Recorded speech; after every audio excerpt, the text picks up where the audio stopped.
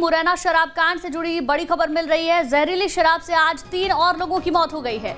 जहरीली शराब से मरने वालों की संख्या अब 24 हो गई है। छेरा गांव से 2 और 3 शव पोस्टमार्टम के लिए मुरैना लाए गए हैं। ये बड़ी खबर, जहरीली शराब पीने से 3 और लोगों की मौत की जानकारी मिल रही है। यानी कि कल तक ये आंकड़ा 21 तक पहुंच गया था। अब 24 लोग हो गए हैं मुरैना से जिनकी जहरीली शराब पीने से जान गई है।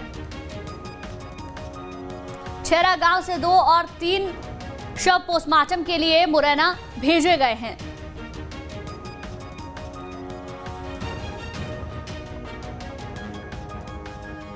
ये बड़ी खबर आपको बता रहे हैं, जहां जहरीली शराब से आज 3 और लोगों की मौत का मामला सामने आ रहा है। जहां 3 और लोगों की जहरीली शराब पीने से मौत हुई है। कल मुख्यमंत्री ने इसी मामले को लेकर हाई लेवल बैठक भी ली थी। मुरैना कलेक्टर को तत्काल प्रभाव से हटा दिया गया था, मुरैना एसपी को भी हटा दिया गया था। लेकिन सवाल यही खड़ा होता है कि क्या ये कार्रवाई का इंतजार किया जाता है कि जब लोगों की जान जाए कार्रवाई हो और सस्पेंशन कर दिया जाए? क्या सस्पेंशन काफी है लोगों की जिंदगी के बाद?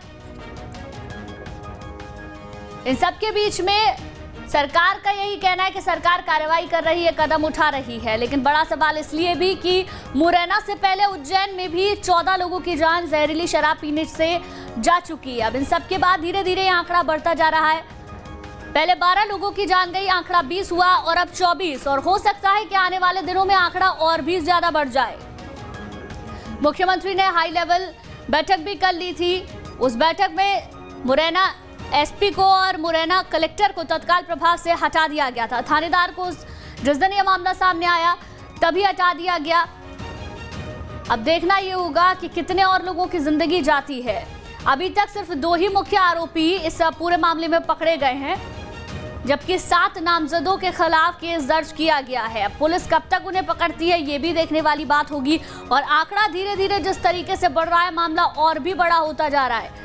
मुख्यमंत्री के संज्ञान में आने के बाद तत्काल इस मामले पर कार्रवाई तो कर दी गई, लेकिन अब देखना यही होगा कि क्या इस तरीके के मामले थमेंगे, क्योंकि मौत का आंकड़ा धीरे धीरे बढ़ता जा रहा है। मुख्यमंत्री ने कल एक महत्वपूर्ण बैठक ली थी। बैठक में मुरैना कलेक्टर को हटाने के निर्देश दे दिए गए थे, एसपी को भी हटाने के निर्देश दे दिए गए थे।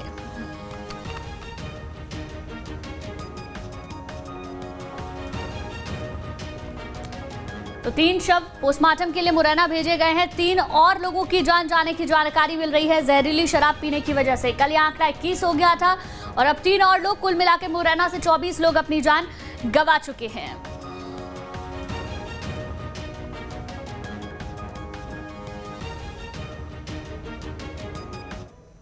तो मुरैना में जहरीली शराब से 3 और लोगों की जानकारी मिल रही है कि जिनकी जान गई है। शराब कांड की जांच करने के लिए 3 सदस्यीय दल भी पहुंचा है। मुख्यमंत्री शिवराज ने कल ही टीम गठित की थी। अपर मुख्य सचिव राजेश राजोरा, एडीजीपी एसआई मनोहर, डीआईजी मिथिलेश शुक्ला इसमें शामिल है। मानपुर और पहावली में का ये दौरा करेंगे। पीड़ित परिवार के से भी मुलाकात करेगा 3 सदस्यीय दल। बागचीनी थाना भी अधिकारी जाएंगे। तो 3 अधिकारी इस पूरे मामले की जांच करेंगे। शराब कांड की जांच करने के लिए 3 सदस्यीय दल पहुंचा है। मुख्यमंत्री शिवराज ने कल ही ये टीम गठित की थी। मानपुर और पहावली का दौरा ये अधिकारी करेंगे, परिवार वालों से भी मुलाकात करेंगे। शराब कांड में 3 और लोगों की मौत की जानकारी मिल रही है। धीरे धीरे आंकड़ा बढ़ता जा रहा है, लेकिन एक टीम भी बना दी गई है। 3 सदस्यीय टीम बनाई गई है। ये टीम मुरैना पहुंची है, परिवार वालों से मुलाकात करेगी। मानपुर और पहावली का दौरा भी अधिकारी करेंगे। 3 सदस्यीय जांच समिति बनाई गई है। समिति का गठन कल ही मुख्यमंत्री ने अपनी बैठक के बाद कर दिया था। 3 अधिकारी शराब कांड की जांच अब करेंगे, जिसमें कि राजेश राजोरा शामिल हैं, अपर मुख्य सचिव गृह विभाग। इसके अलावा एएसआई मनोहर, अतिरिक्त पुलिस महानिदेशक, और मिथिलेश शुक्ला, उप पुलिस महानिरीक्षक को इस 3 सदस्यीय दल में शामिल किया गया है, जो कि मुरैना पहुंचेगी। ये टीम गठित की गई है। मानपुर और पहावली का भी अधिकारी दौरा करेंगे और इस पूरे मामले की जांच की जाएगी। धीरे धीरे शराब कांड में मरने वालों का आंकड़ा बढ़ता जा रहा है। जहां आंकड़ा 12 से शुरू हुआ था, 12 के बाद 20, 20 के बाद 21 और 21 के बाद अब आंकड़ा 24 हो चुका है। और हो सकता है कि जैसे आंकड़ा बढ़ता जा रहा है कि आने वाले दिनों में और भी ज्यादा मामले जहरीली शराब की वजह से सामने आए। लेकिन सवाल यही है कि जहरीली शराब पीने के बाद जिन लोगों की जिंदगी गई उसका जिम्मेदार आखिर कौन है। जितेंद्र हमारे संवाददाता ज्यादा जानकारी के साथ जुड़ गए हैं। जितेंद्र, 3 सदस्यीय दल बना दिया गया है जांच के लिए। धीरे धीरे मौत का आंकड़ा भी बढ़ता जा रहा है। कब तक जांच होगी, कब तक जो आरोपी हैं उनको सजा मिल पाएगी, क्या लगता है?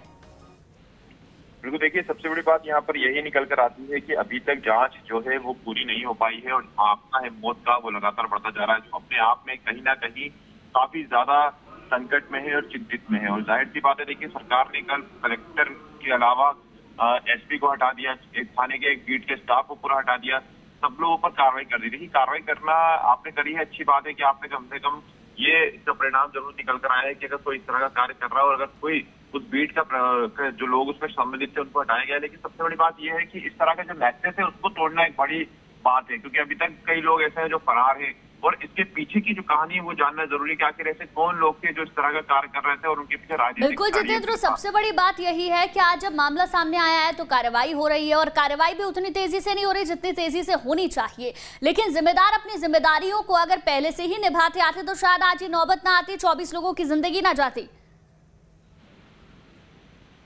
बिल्कुल, सबसे बड़ी बात यही है कि अगर आज इस तरह की जो कार्रवाई हुई है, अगर पहले से ही सभी को सचेत किया जाता और पहले से ही कार्रवाई करके इस तरह के नेक्सस को ध्वस्त कर दिया जाता तो शायद आज इस तरह की जो खबरें सामने निकल कर आई है मुरैना से कि 24 लोगों की मौत हो गई है, ये शायद ही निकल कर आती।